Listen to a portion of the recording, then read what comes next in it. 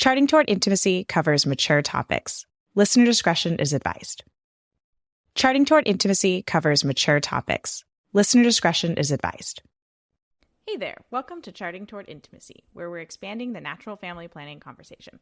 I'm your host, Ellen Holloway. All right, here we are. We are back with another NFP in Real Life episode. This is an exciting day because we have new recording equipment, and woohoo! Hopefully I set it all up correctly. We're going to learn if you didn't. Yeah, I really hope we don't get to the end of this and go, oh, I didn't actually press record. Yeah. Oh, well. We'll figure it out. Hopefully you guys are all listening. Okay, so Kathleen's here with us, and we are talking about a fun topic that actually has been on my list literally since I started this podcast. Yeah. And I still haven't covered it. It's charting on vacation. No better time than the present. Yeah, when none of us are taking vacations. No. Just kidding. Very true, yeah. No, but yeah, holidays are coming up. I think a lot of people are going to be traveling for Thanksgiving in a couple of weeks. Mm-hmm. And then we got Christmas, New Year's, there's lots of travel going on. Yeah.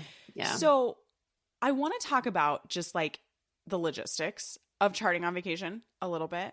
And then just some tips or ideas to throw out there that are pretty against, I think, what an instructor might tell you.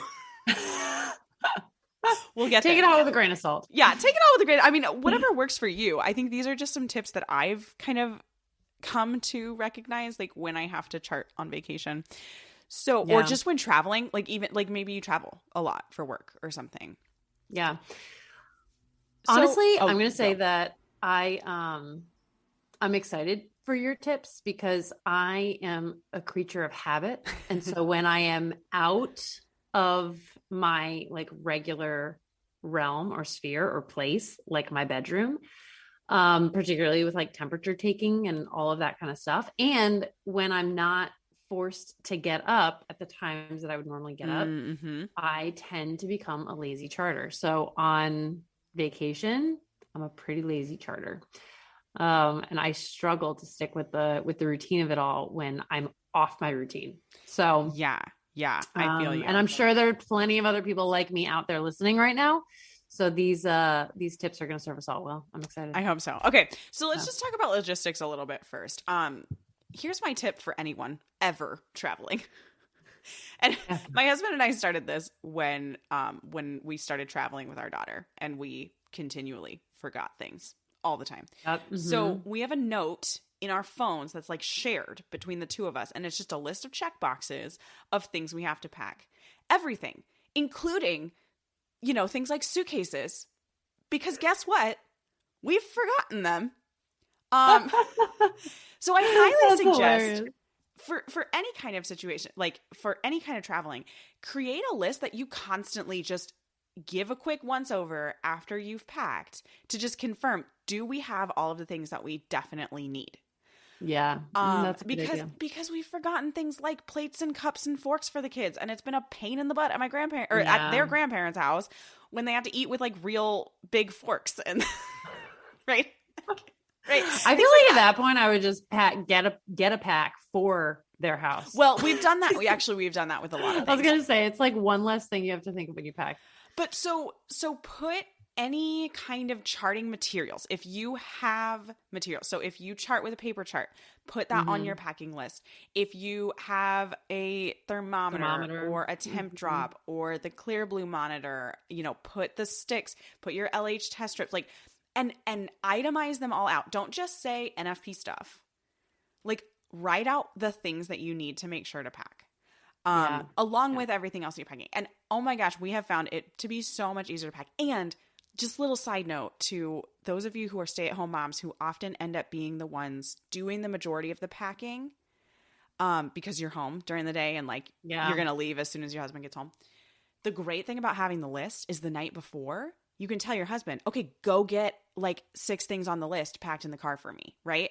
Yeah. And you can get it halfway done. Yeah, that's true. It's awesome. That is true. So anyway, good point. That's just a great tip for any kind of traveling. Mm-hmm. Yeah. I highly suggest a packing list. And then if it's like a note on your phone, then you can just like constantly like update it for the different like stages of your children's lives, right? Like you might not need to pack diapers anymore. Like you might be past that point. You don't have to have that on the checklist. Things like that.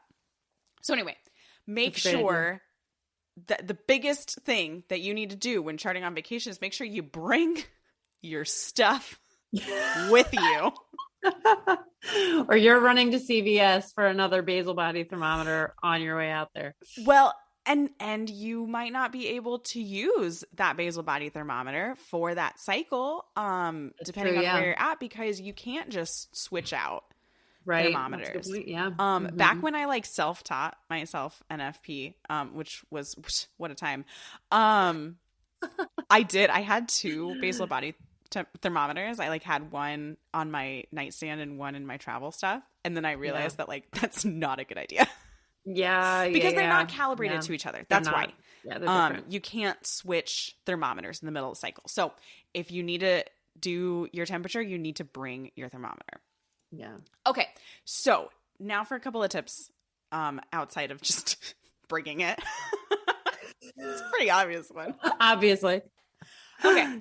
So now I want you to ask yourself about this trip you're taking. Is this trip less than 24 hours? If it is, don't give a crap. You're like, I'm not kidding. Matter. Because it is not worth the stress. Right. If you are traveling out and back for just a day, like, no. Yeah.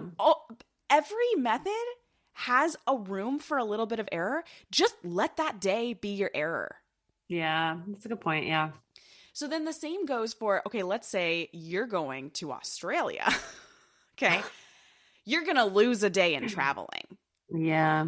Just lose the day. You can still calculate your fertile window with a missing day. It's absolutely still possible.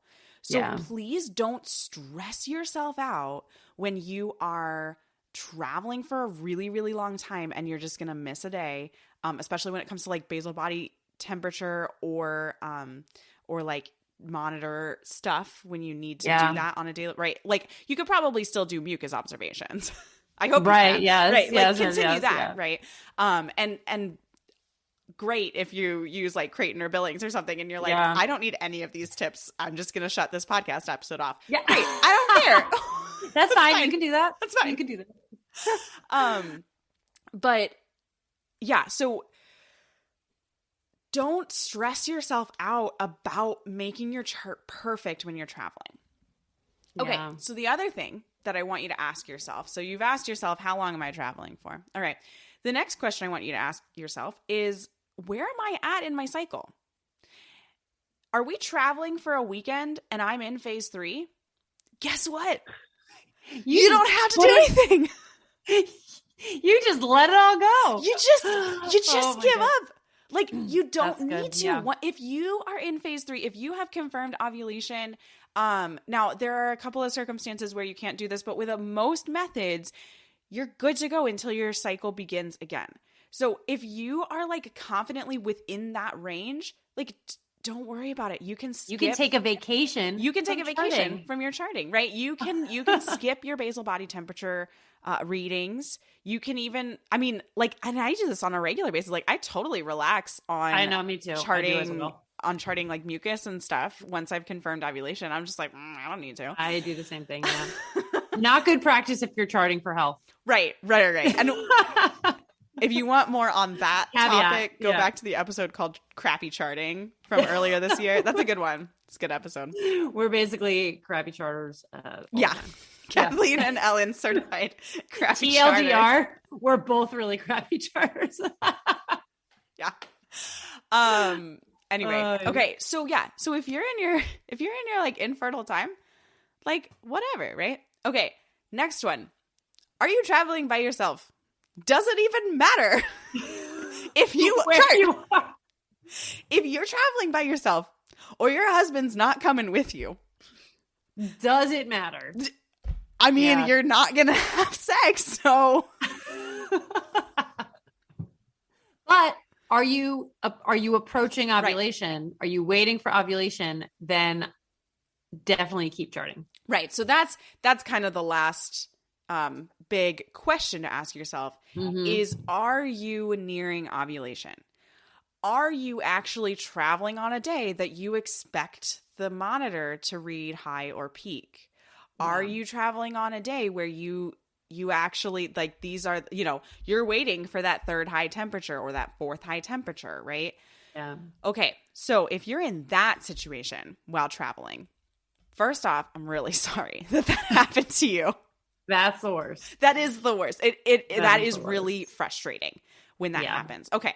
So one option is just wait an extra day. So give that day up and just start again the next day, right? Like, allow peak day to be the following day.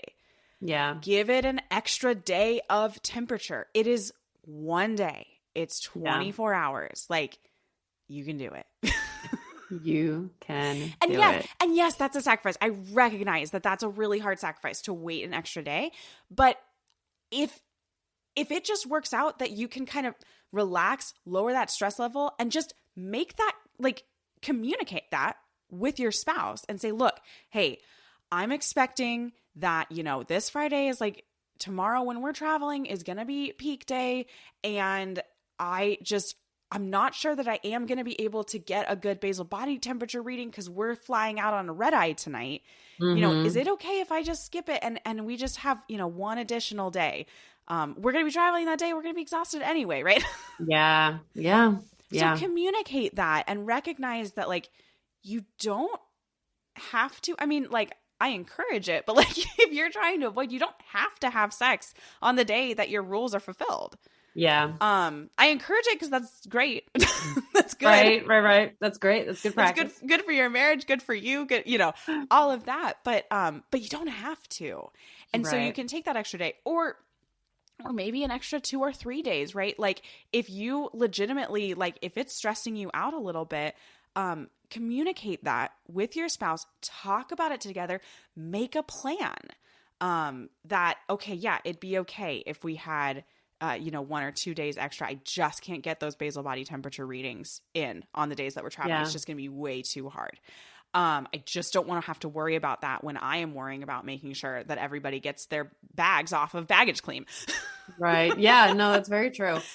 So I'm going to say, if you are traveling and you're in phase 1, you probably want to be more diligent in your charting, because vacation and traveling is one of the many things that can mess up your follicular phase, right? Ooh, so yes, that's such a good point. And that's one of the things that adds stress, which could then delay ovulation potentially.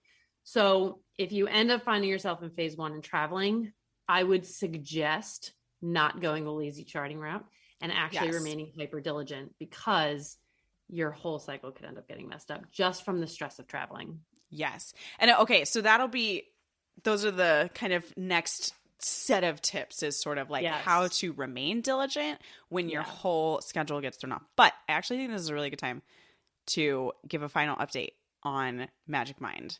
Yes, our adventures. Yes, our adventures with Magic Mind. Okay, this actually is like the third installment in a little saga of Kathleen and Ellen. A little test that we've been doing, trying Magic Mind. We got like 15 packs. And so we've been having Magic Mind every day for the last, it's been like 14 days now.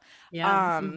And yeah, so go back to the previous 2 episodes if you want to hear a little bit more about our saga of Magic Mind. But really quick, what Magic Mind is it's this little 2-ounce drink that you like take in the morning, alongside your coffee, maybe even instead of your coffee. And it promotes like focus, it promotes energy, but you don't get the like crash of caffeine. I mean, I'll be honest, you also don't get the headache of caffeine. I can't do caffeine. anymore. I can't miss my caffeine window or have that headache all day long. Oh, yeah. No, I know what you mean. I have that headache all day long, and it doesn't matter if I take Tylenol or ibuprofen or have caffeine later in the day. Nothing gets rid of it once it's there. Yeah. Anyway.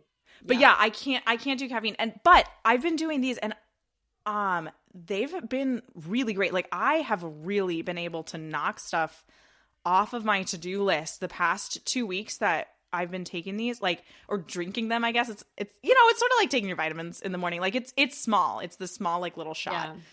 Yeah. No, I agree. Like, I was surprised within the first week how focused I actually felt. And I've got, like, I'm like being pulled in 1,000 different, I mean, like anybody out there, any mother is like being pulled in 1,000 different directions all at the same time. And I don't know, I would say it was probably like day 4 or 5 of taking it. And I was like you said, like knocking things out of the park. Like I was like actually catching up on laundry. Just like seeing all the like little things that need and picking an area, focusing, getting it done, focusing on the next, getting it done. Like I was really, and I even said to my husband, I was like, here's the thing. Like he came home and saw all the stuff that I did the one day, and he was like, wow, like, look at you go. And I was like, here's the thing. It's like day 4 Magic Mind, man. I don't know. I think there's something to this. Seriously. And then I even had energy to like sit down and play with my 3-year-old.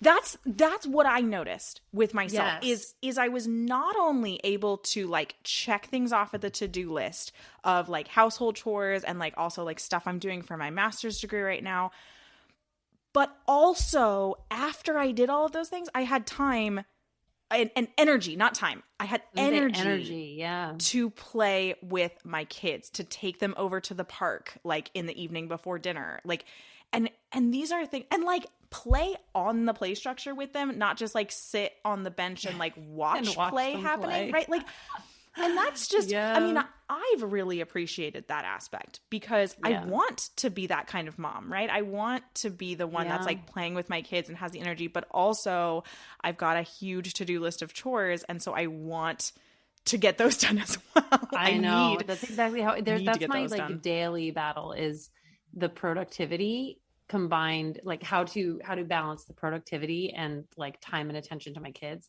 Yeah. And I do feel like I've been able to do it better, honestly, truly with our little Magic Mind experiment. So, yeah. This has been such a fun experiment, and we really want you guys to try it too. Like seriously, and try it for like a couple of weeks in a row. Like we've really noticed a difference with like a long-term use of this. So I've got a discount code for you. So you can go to magicmind.co/intimacy. So that's magicmind.co/intimacy, INTIMACY. And that link's going to be in the show notes, of course. And you can get 20% off of a one-time purchase with the code intimacy20. So INTIMACYT20. Oh my gosh. Again, that code's going to be in the show notes. But the best thing for the next 10 days, you can get 40% off of a subscription. And that ends up bringing the cost of these things down so low. Yeah, that's a really good discount. It's a really good discount. So check that out, guys. We really encourage you to give this a try. Like we were just amazed with like what happened in this experiment. This like, and it's only been like 2 weeks. This has been like a short experiment. I can't even imagine like 6 months down the road, like looking back and saying, wow, look at how much I got done. Yeah, that's so true. Oh my gosh. That'd be incredible. Okay. Seriously. Let's jump back in.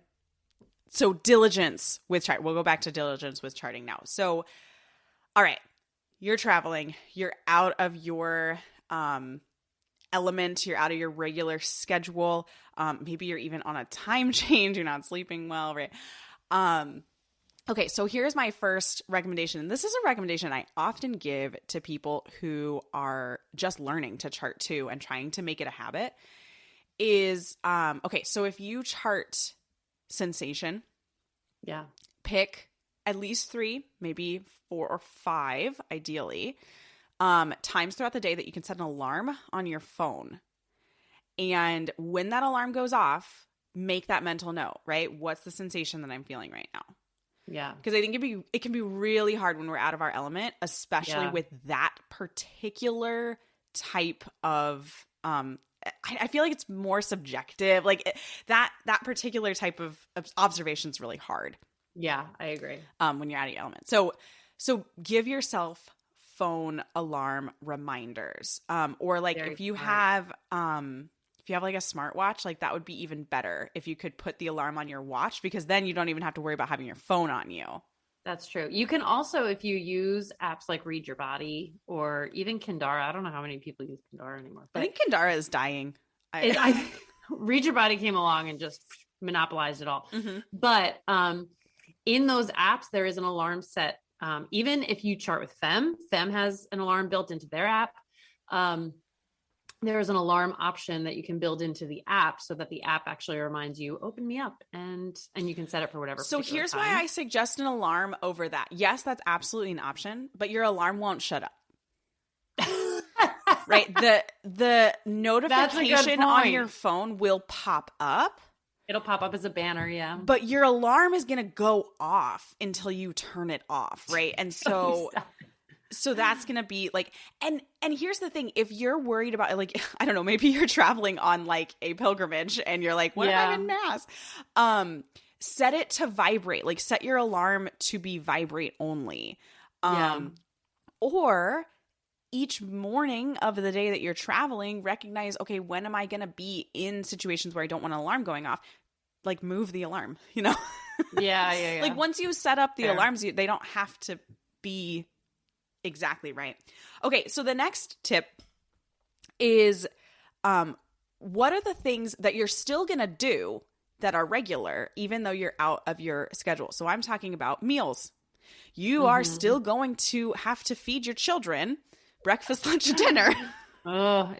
You never get a vacation from that. You don't. And if you don't have children, like hopefully you're still going to eat breakfast, lunch, and dinner, right? Think of what are the things that you still have to do while you're on vacation that are part of your normal life. Yeah. And associate charting with those things, right? So again, I'm kind of talking about like that sensation observation, or even going to the bathroom and checking mucus. Like did you know that you're allowed to go check mucus without having to go to the bathroom? No, is that true? I know, right? Wow, I didn't realize. Right, so if you're worried about like forgetting when you go to the bathroom, then go check just randomly when you remember. Yeah. And again, okay, so and this is some stuff that we talked about in the crappy charting episode too, but like give yourself the grace to make a few mistakes. Like nobody, your instructor included, nobody is 100% with charting 100% of the time. Yeah. And so like when you're on vacation, you might miss an observation here and there. And depending on the level of need to try to avoid, that it might mean more abstinence. And again, that's a conversation to have with your spouse. It might not be that big of a deal. You might be generally trying to avoid, but it's like, I'll just get the observations I can and that'll give us enough data. Yeah. Okay, so here's the other thing and this was a tip from Crappy Charting too. If you're on vacation and you notice the most fertile sign, you're done. You're done for the day. You've noticed the most fertile sign. You don't have to chart anymore. Because nothing's going to get more fertile than that, right? You noticed egg white mucus. You don't have to worry about it for the rest of the day. Yeah.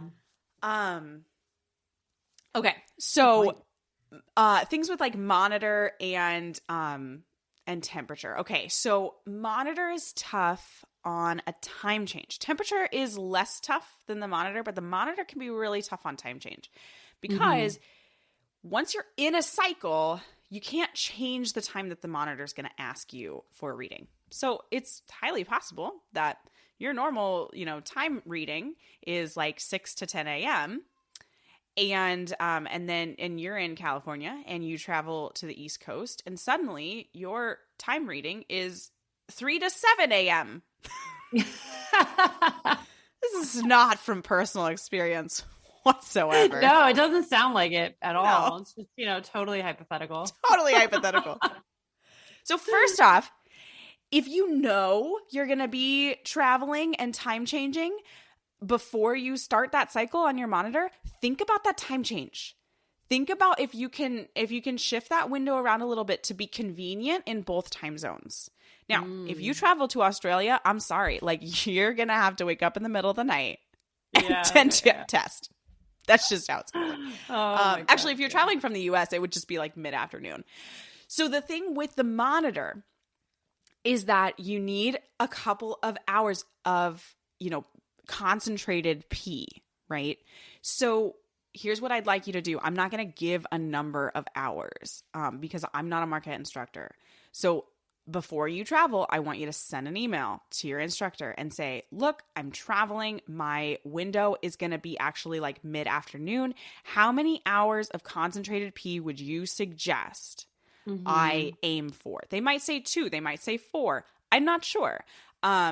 It might be dependent on you and what your monitor readings typically are. So reach out to your instructor, ask for help on that situation if you're going to be like legitimately in a different time zone. Yeah, that's interesting. I actually never would have, I don't know why, but I never would have thought like before vacation. I mean, that's just like a good general practice.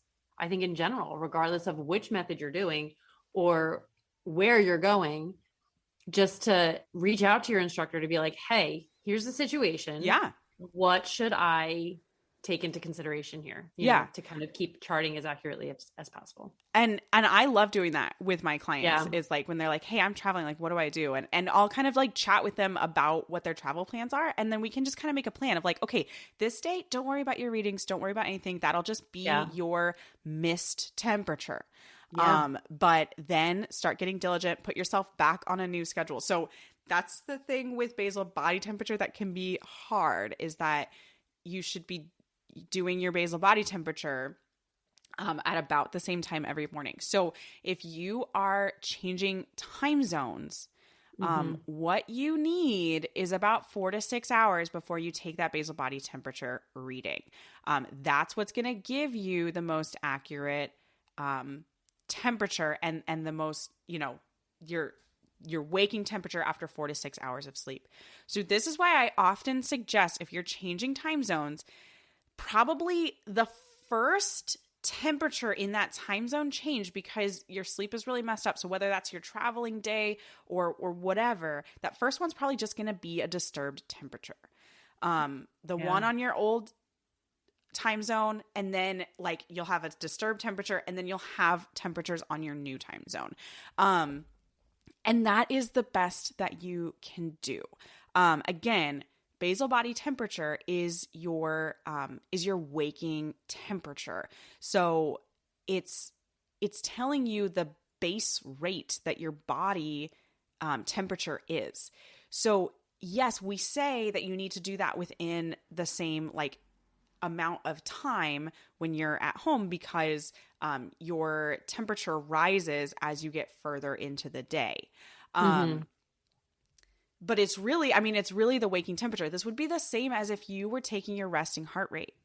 If you were changing time zones, you would still take your resting heart rate first thing when you wake up, and it would be very accurate. Now, it might be a little different. It might. And that might affect your calculations. But that's again, I mean, we sort of mentioned this already, but like when you're traveling, you may have to just add an extra day or two until the fertile window closes, because traveling messes with your body and your charting and all of that kind of stuff. Yeah. Great points, man. I don't know that I ever thought all that through very well. I'm glad for those tips. This is what I do when I am like can't sleep in the middle of the night, and I just like start thinking about things. I'm going to throw in one tip that many people are going to find absolutely unhelpful, but there might be a small number of people who just need this permission. And so I'm going to throw in my 10 cents here and say, when you are going on vacation, ask yourself, do we really need to avoid right now? Ooh. How important is it that I chart right now? Because let's not forget, and Elle and I were just talking about this off mic, that a huge component to practicing NFP is discernment, right? So let's, and few things I will say are as lovely and wonderful and freeing and connecting as sex on vacation. So let's just ask yourself, is this a month where we can just take some risks? It's a really, and if it is, really good point. Then just go for it. Forget all the having to chart and all that. Just give yourself a break, regardless of where you are in your cycle, and just have a great time with your spouse and just see what God can do. Who knows? You know? I love that, actually. Maybe not a lot of people are going to find that unhelpful right now, and that is totally fine. But maybe you just need permission to put the rules out the window for one vacation and see what God can do. Yeah. And then you'll have a great story for when your child needs to be thoroughly embarrassed. Everyone loves a good vacation, baby. Exactly. I had a friend in junior high whose name was Catalina. Ooh, because her parents went on a vacation to Catalina Island outside of California. So we almost honeymooned to Catalina Island. It's a beautiful place. And on that note, everybody. Now we digress. Thank you so much for listening. If you are not following us on Instagram, be sure to check us out at Charting Toward Intimacy. If you have episode topic ideas, comments, questions, please reach out to us. We love to hear from you on Instagram, or email is in the show notes. And definitely check out Magic Mind. There's that link in the show notes. And that discount code in the show notes. Discount code. All right. Until next time. See you guys.